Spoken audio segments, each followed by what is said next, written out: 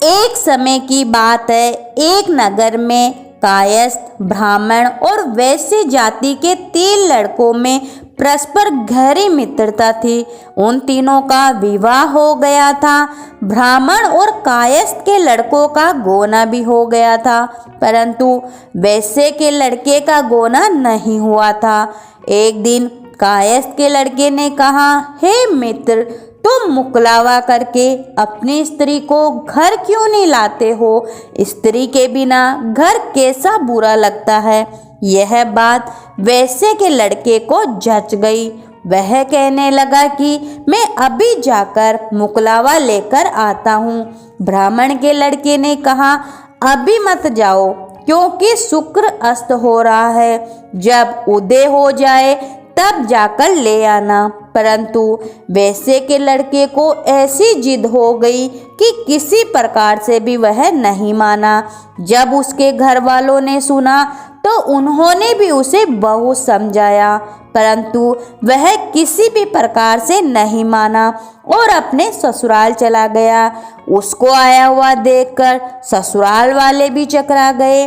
जमाता का स्वागत सत्कार करने के बाद उन्होंने पूछा कि आपका कैसे आना हुआ? वैश्य पुत्र कहने लगा कि मैं अपनी पत्नी को विदा कराने के लिए आया हूँ। ससुराल वालों ने भी उसे बहुत समझाया कि इन दिनों शुक्र अस्त है, उदय हो जाने पर ले जाना, परंतु उसने एक न सुनी और पत्नी को ले जाने का आग्रह करता रहा। जब वह किसी भी प्रकार से न माना तो उन्होंने लाचार होकर अपनी पुत्री को विदा करा दिया। वैश्य पुत्र पत्नी को एक रथ में बैठाकर अपने घर की ओर चल पड़ा।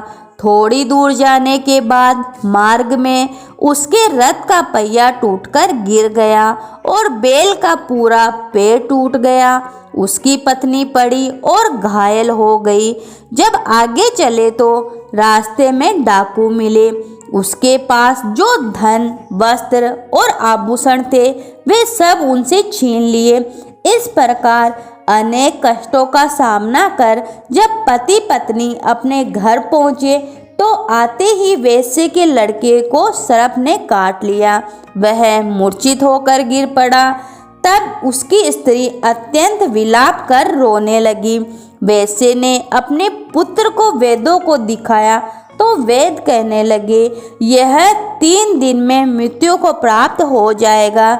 जब उसके मित्र ब्राह्मण के लड़के को सारी बात का पता लगा तो उसने कहा, सनातन धर्म की प्रथा है कि जिस समय शुक्र का अस्त हो कोई अपनी स्त्री को नहीं लाता, परंतु यह शुक्र के अस्त में स्त्री को विदा कराकर लाया है।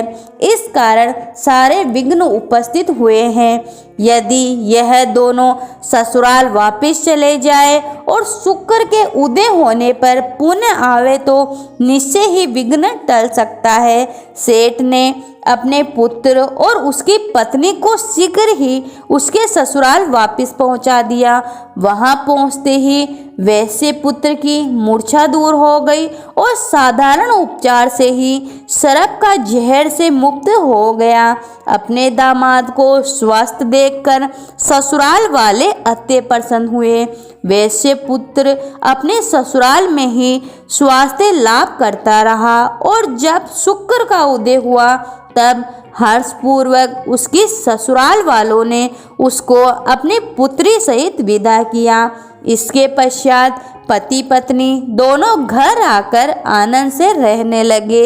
इस व्रत के करने से अनेक विघ्न दूर होते हैं।